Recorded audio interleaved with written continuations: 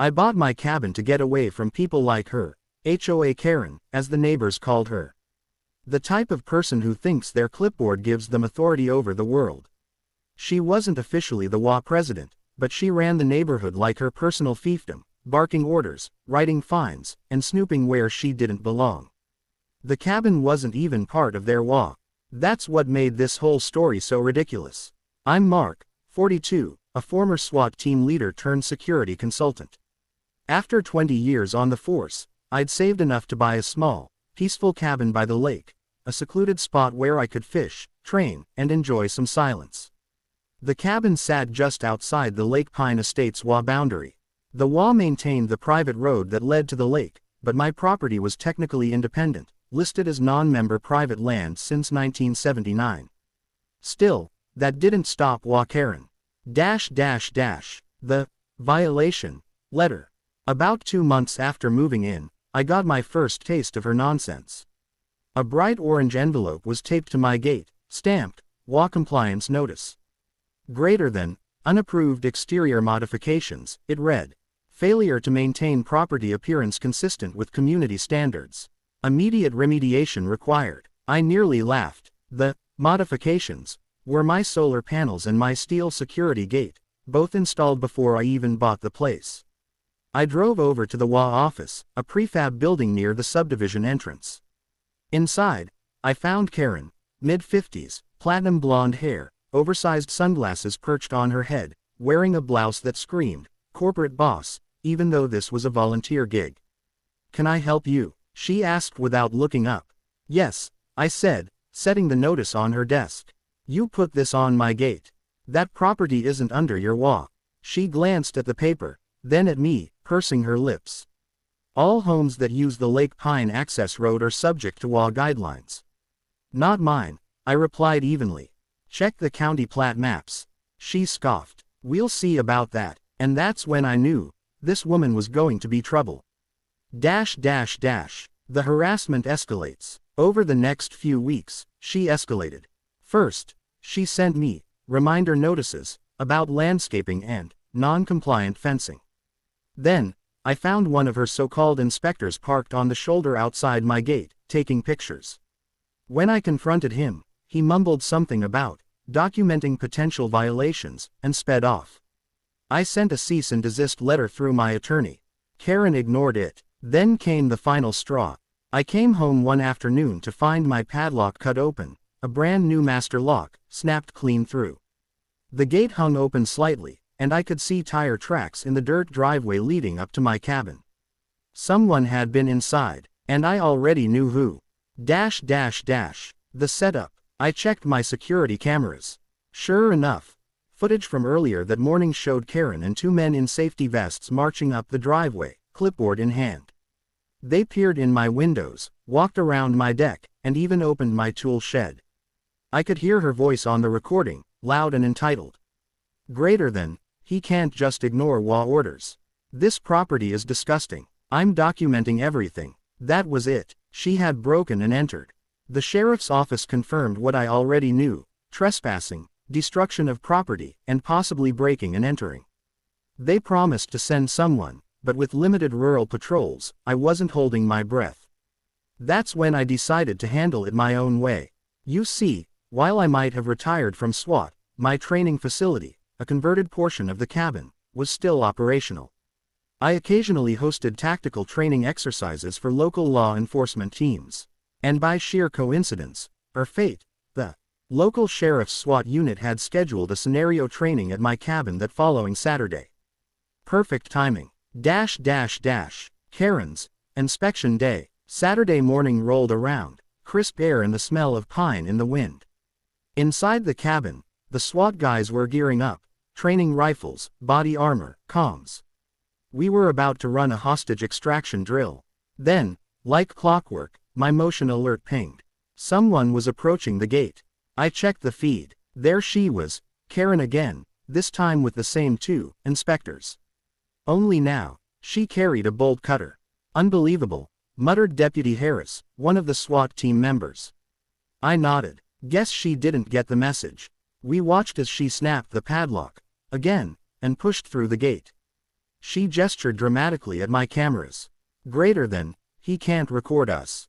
HOA inspections are mandatory. They trudged up the gravel path, talking loudly about noncompliance and community standards. The SWAT guys were half laughing, half incredulous. Mark, what do you want to do?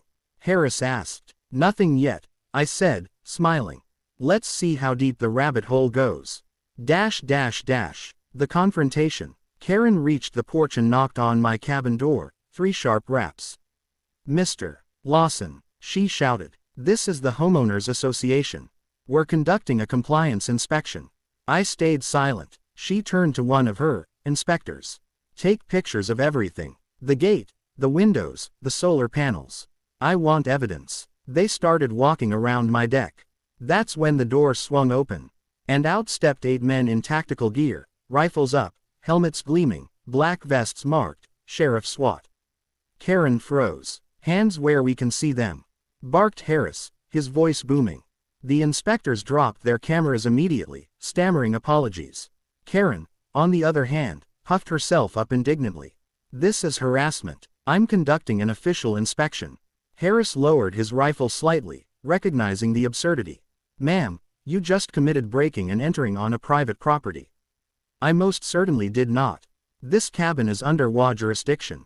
That's when I stepped out from behind the SWAT truck, arms crossed. Karen, I said calmly, we've been over this. You don't own this land. You're trespassing. Her jaw dropped as she realized who I was addressing her from behind the tactical team. You set this up. She accused. No, I replied, you walked straight into it.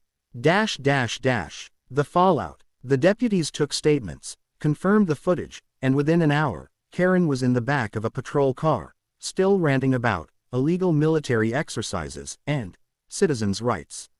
The 2 inspectors admitted she'd forced them to come along, threatening to fine them for non-participation.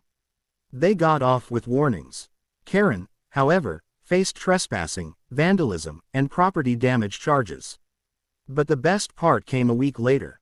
Turns out, the Lake Pine HOA's liability insurance didn't cover unauthorized actions by board members. The entire HOA board had to call an emergency meeting to vote her out and negotiate a settlement with me for the damage. They paid for new locks, a reinforced gate, and my attorney fees.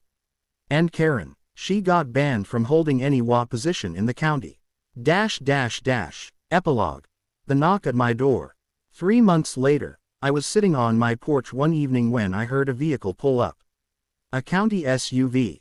Out stepped Sheriff Nolan, an old colleague of mine. Mark, he said, grinning, got a letter for you. He handed me an envelope. Inside was a handwritten apology, signed by Karen herself. Court ordered, of course. Greater than, I, Karen Wilcox, apologize for my actions and acknowledge that Mr. Lawson's property lies outside HOA jurisdiction. I will refrain from further contact. I chuckled and handed the letter back. Guess she finally read the plat map. The sheriff laughed. Word around town as she moved out of Lake Pine. Bought a condo in the city. Poor city, I muttered. We sat for a while, watching the sunset over the lake. The water shimmered orange and gold, the woods quiet except for crickets.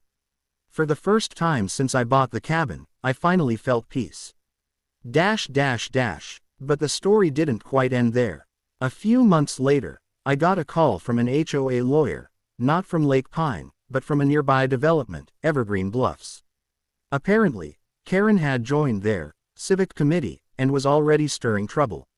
The lawyer wanted a character reference, someone who could verify her history. I laughed for a solid minute before composing myself. Oh, I can verify plenty, I said. But you might not like what you hear. Karen's last mistake. About 6 months after that, my friend Harris called. You won't believe this, he said. Remember Karen? How could I forget? She tried to cite a county fire marshal for parking an inspection truck on a non-compliant grass surface. He gave her a ticket for obstruction. I nearly spit out my coffee. Apparently, she'd also been banned from 2 Facebook neighborhood groups for aggressive behavior. By then, her reputation had spread across the entire county. Realtors whispered warnings about her to potential homebuyers. One local paper even ran a humor column called, Tales from the HOA, the legend of Karen. She'd become an urban legend of sorts, the overzealous HOA enforcer who got taken down by a SWAT team.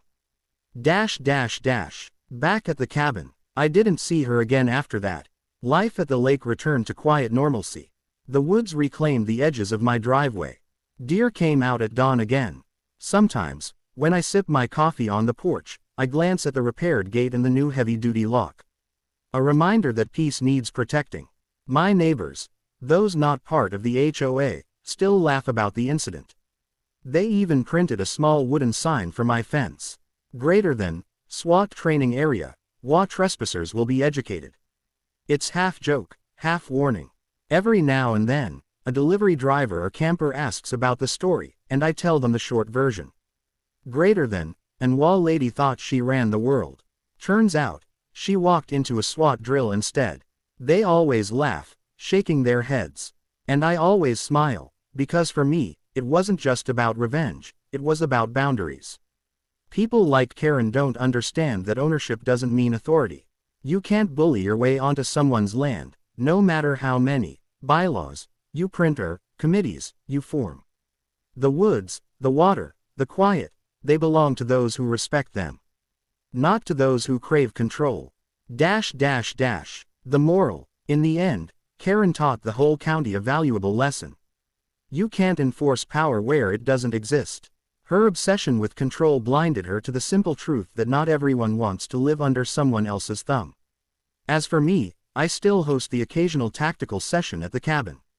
And every time we run a breach drill, someone jokes, "Hope the HOA doesn't drop by again." I grin and reply, "If they do, we'll be ready." And we always are.